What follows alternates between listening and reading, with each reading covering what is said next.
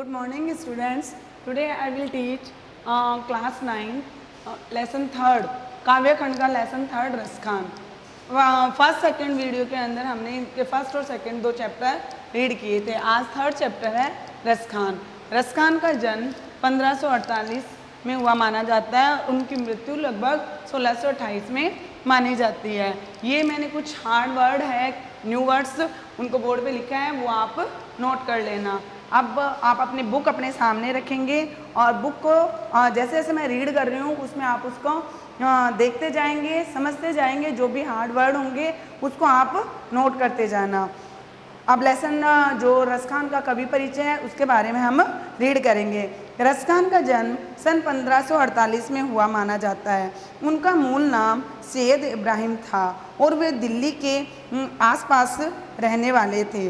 कृष्ण भक्ति ने उन्हें ऐसा मुग्ध कर दिया था कि वे गोस्वामी विठल दास की दीक्षा ली और ब्रजभूमि में जा बसे थे। सन 1628 के लगभग उनकी मृत्यु मानी जाती है। सुजान, रसखान और प्रेम वाटिका उनकी उपलब्ध कृतियाँ मानी जाती है। यानी उनकी कृतियाँ कौन कौन सी हैं? सुजान, रसखान और प्रेम वाटिका। रसखान रचनावली के नाम से उनकी रचनाओं का संग्रह मिलता है। वे प्रमुख कृष्ण भक्त कवि रसखान की अनुरक्ति न केवल कृष्ण के प्रति प्रकट हुई है बल्कि कृष्ण भूमि के प्रति भी उनका अनुराग अत्यंत प्रकट हुआ दिखाई देता है। काव्य में कृष्ण की रूप माधुरी, ब्रज महिमा, राधा कृष्ण की प्रेम लीलाओं का मनोहर वर्णन किया गया है। वे अपने प्रेम की तन्मयता, बहाव, विहलता और आसक्ति के उल्लास के लिए जितने प्रसिद्ध हैं उतने ही अपनी भाषा की मार्मिकता, शब्द चयन और व्यंजक शैली के लिए भी प्रसिद्ध हुए हैं। उनकी भाषा ब्रज भाषा का अत्यंत सरस और मनोरम वर्णन किया गया है, जिसमें बिल्कुल भी क्या नहीं है, शब्द आडंबर नहीं है। अब जो इन्होंने जो 4 सवैये लिखे हैं, 4 पद लिखे हैं, वो उन्होंने किस किस से संबंधित है उसके बारे में बताती हूँ। यहाँ जो पहला और दूसरा जो सवैया है वो कृष्ण और कृष्ण भूमि के प्रति कवि का अनन्य समर्पण भाव व्यक्त करता है। तीसरे छंद में उन्होंने कृष्ण के रूप सौंदर्य का, गोपियों की उस मुग्धता का चित्रण किया है जिसमें वे स्वयं कृष्ण के रूप धारण कर लेना चाहती है। और चौथे छंद या चौथे सवैये में कृष्ण की मुरली की जो धुन है उसकी मुस्कान, अचूक प्रभाव गोपियों ने बताया, गोपियों के ऊपर बताया है। अब उसका सबसे पहला सवैया आप ध्यान से इसको देखना। मैं जैसे इसे रीड कर रही हूँ उसके आप बुक में ध्यान लगाना। फर्स्ट, मानुस हो तो वही रसखानी, बसो व्रज गोकुल गांव के ग्वारन। अब रसखान अपनी क्या बता रहे हैं? अपनी इच्छा प्रकट कर रहे हैं। क्या अब अपनी इच्छा बताते हुए कृष्ण या ईश्वर को क्या बोलते हैं कि अगर मुझे आप, ये आपकी इच्छा पे है कि आप मुझे क्या देते हो, कौन सा जन्म देते हो, क्या देते हो, लेकिन ये मेरी इच्छा है कि अगर आप मुझे मनुष्य जन्म देते हो तो मुझे कहाँ पे जो ब्रज का गोकुल गांव है उनके ग्वालों के बीच में मैं क्या करूं? बैठा रहूं, या उनके ग्वालों के बीच में मैं क्या करूं? विचरण करता रहूं। अब यानी ये उन्होंने ये नहीं कहा कि आप मुझे मनुष्य ही बनाएं, उन्होंने सिर्फ अपनी इच्छा व्यक्त की है कि अगर आप मुझे मनुष्य बनाते हो तो ये मेरी इच्छा है कि मैं गोकुल गांव के ग्वालों के बीच में बैठा रहूं। जो प्रभु हो तो कहाँ बस मेरो, चरो नित नंद की धेनु मजारन। अब जो पशु हो तो कहाँ बस मेरो। अब वो क्या बोलते हैं? अगर मुझे आप पशु बनाते हो तो मैं क्या बनना चाहूँगा? क्या आप, मैं, मेरी ये इच्छा है कि आप मुझे कौन गाय बनाएं जो नंद बाबा की गायों के बीच में विचरण कर सकें। अगर उन्होंने कहा है कि पशु आप जो भी बना दो, चाहे मनुष्य बनाओ, पशु बनाओ, कुछ भी बनाओ, लेकिन ये मेरी इच्छा है कि अगर आप मुझे पशु बनाओ तो आप, मैं कहाँ रहूँ कि मैं नंद की गायों के बीच में विचरण करूँ। नंद की धेनु मजारण, मजारण अर्थात क्या होता है? बीच में, धेनु अर्थात क्या होता है? गाय। यानी मैं नित्य प्रतिदिन, यानी प्रतिदिन मैं नंद की गायों के बीच में विचरण करूँ। पाहन हो तो वहाँ वही गिरी को जो कियो हरिछत्र पुरंदर धारण। अब उन्होंने क्या कहा है? तीसरी उन्होंने क्या इच्छा व्यक्त की है कि अगर मुझे पहाड़ बनाते हो आप, पत्थर बनाते हो आप, पाहन या पत्थर बनाते हो आप मुझे, तो मैं उस पर्वत का पत्थर बनना चाहता हूँ, वो पर्वत बनना चाहता हूँ, उस पर्वत का पत्थर बनना चाहता हूँ जो इंद्र के प्रकोप के लिए गाँव वालों को बचाने के लिए क्या किया था, कृष्ण भगवान ने छत्र के रूप में धारण किया था। तो मैं वो क्या बनना चाहता हूँ, पहाड़ बनना चाहता हूँ, उस पहाड़ का पत्थर बनना चाहता हूँ। यानी अगर पत्थर भी बनाओ, पहाड़ भी बनाओ, तो मुझे वो बनाओ जो श्री कृष्ण ने धारण किया था। जो खग हो तो बसेरो करो, मिली कालंदी कूल कदम की डारन।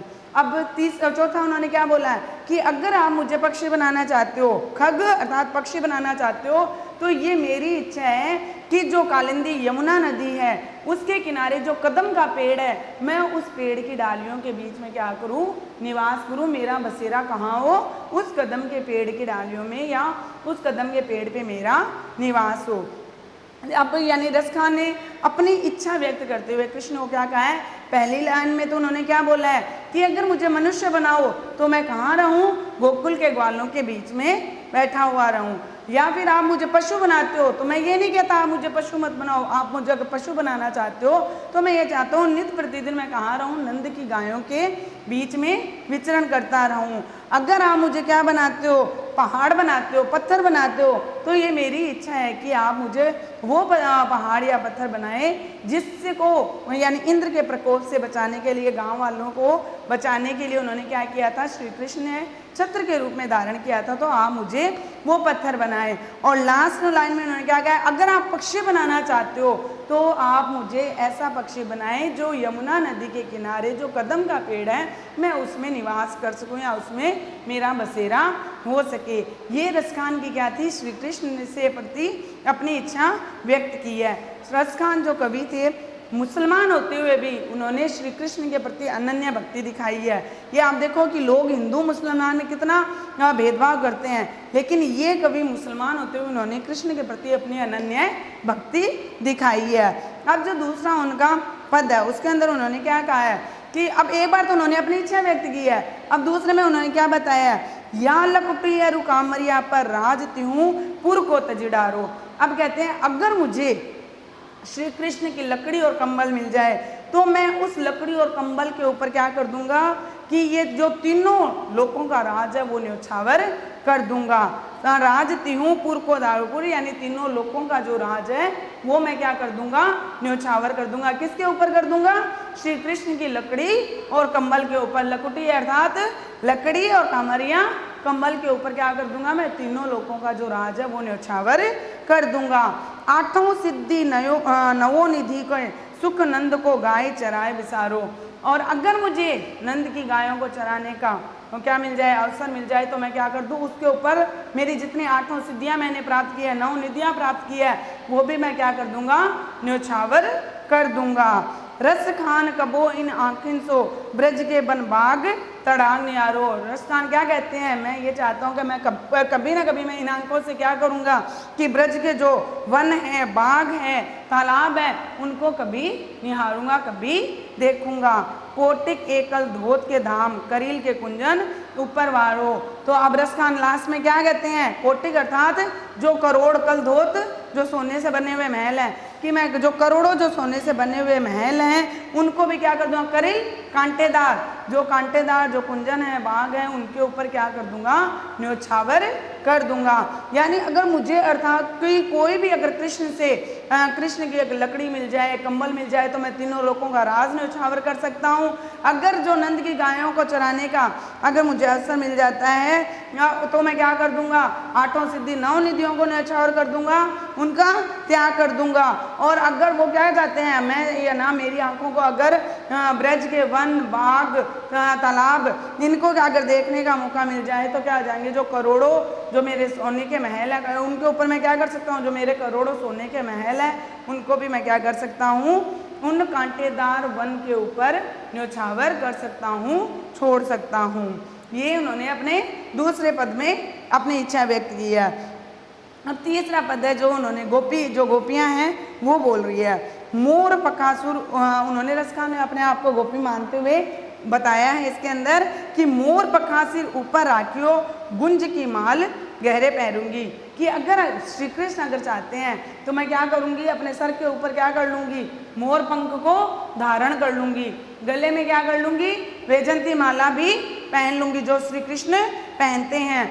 ओढ़ी पीताम्बर ले लकुटी बन गोधन ग्वाल स्वंग बिजारो। ओढ़ी पीताम्बर यानी मैं पीले रंग का वस्त्र धारण कर लूंगी, जैसे श्री कृष्ण करते हैं वैसे मैं पीले रंग का वस्त्र धारण कर लूंगी।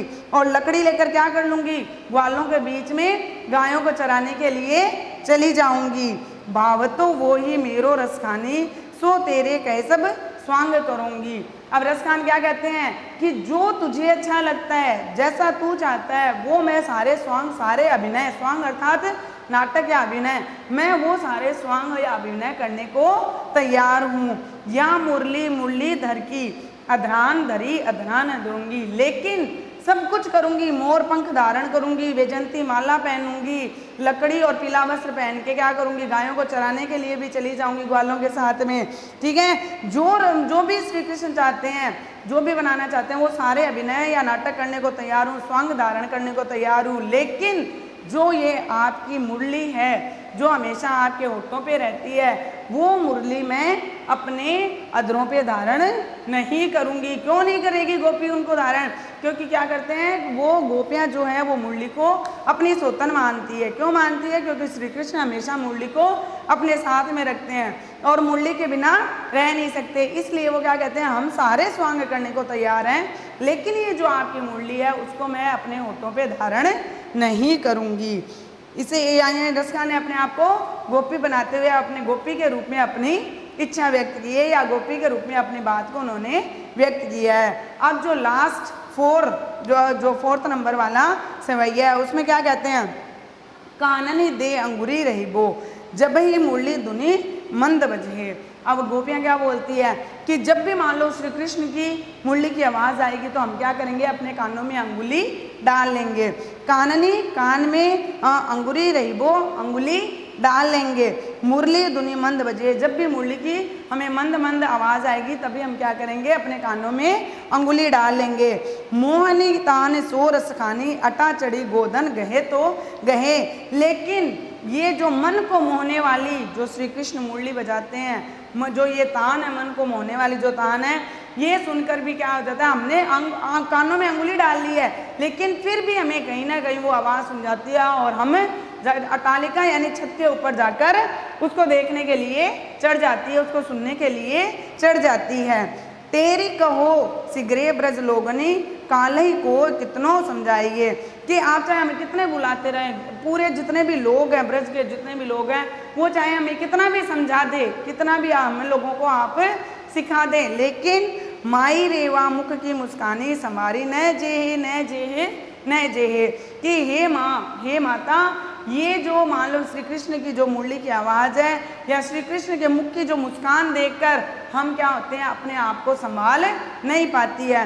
यहाँ पे जो 3 बार ने जेहे ने जेहे ने जेहे आया है वो तीनों कालों के लिए आया है। 3 काल होते हैं, वर्तमान काल, भूतकाल, भविष्य काल, तो ये तीनों कालों के लिए आया है। तो गोपियाँ क्या कहती है कि जब भी हम कृष्ण की मंद मुस्कान को देखते हैं या मुदर मुस्कान को देखते हैं या उसकी मुरली की आवाज़ सुनते हैं, उसको सुनकर हम क्या करते हैं, हम अपने आप को संभाल नहीं पाते हैं।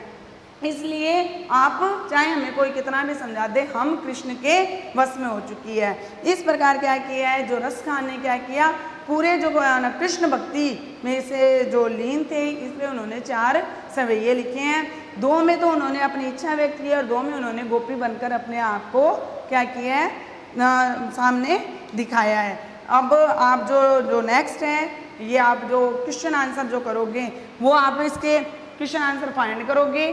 जो भी आपको नहीं समझ में आता है कि ये पद आपको समझ में नहीं आया, कुछ हार्ड था, तो आप क्या करोगे, कमेंट लिख देना, और अदरवाइज आप नेक्स्ट वीडियो में वो क्लियर हो जाएगा।